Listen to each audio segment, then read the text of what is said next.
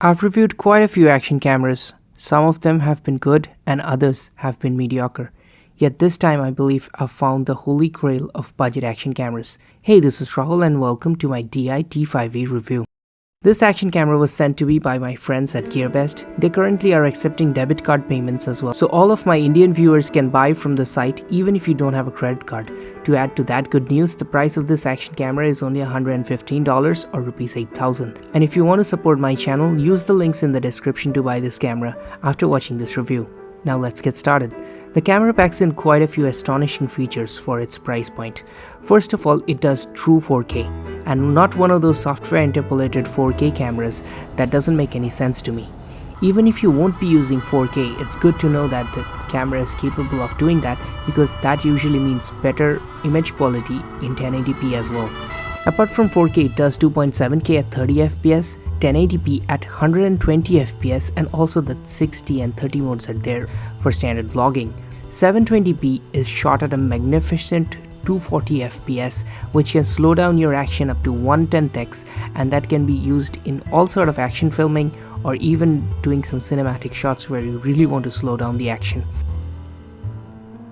It packs in an Umbrella A12s processor with a Sony IMX117 sensor, which is usually found in much more expensive cameras. There is one more feature in this camera that I've never seen in any other action camera, and that is a 3.5mm jack for external microphone. No more requirements for messy audio converter adapters. Just buy any good lavalier microphone from the market and directly connect it to the audio port of the camera.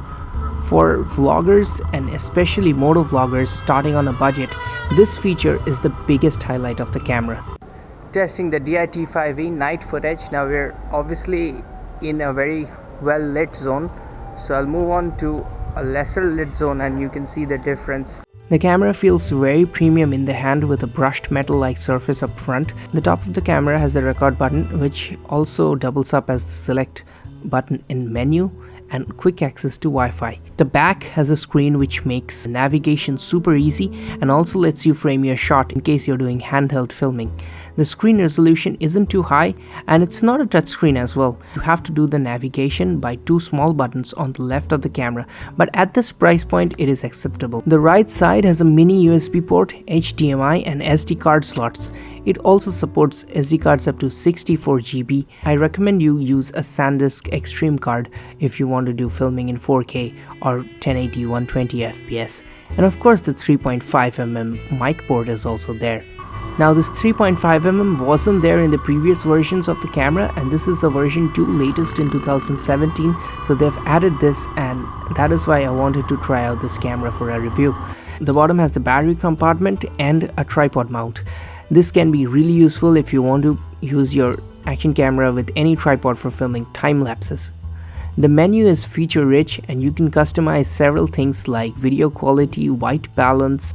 You also have image stabilization, which works at 1080p 60 fps and doesn't support the super view mode. If you're going to film in super view mode, the image stabilization is not going to be there.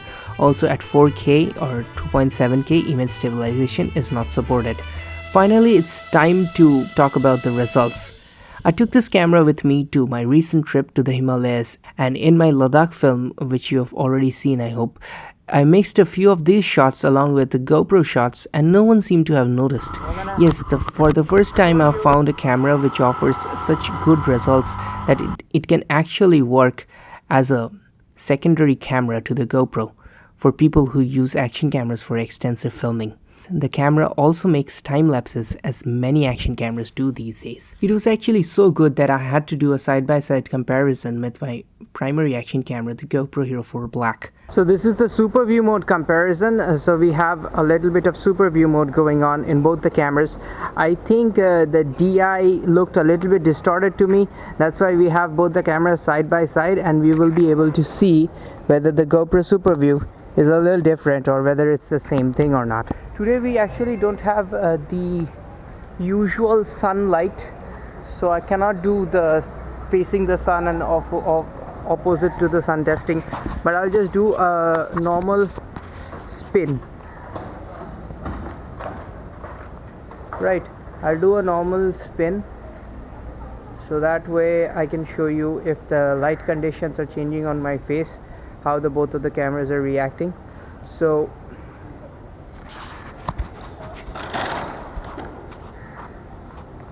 we're in super view mode in both of the cameras. This is Rahul. That's just the cat. The cat, of course. Cat wants more screen time.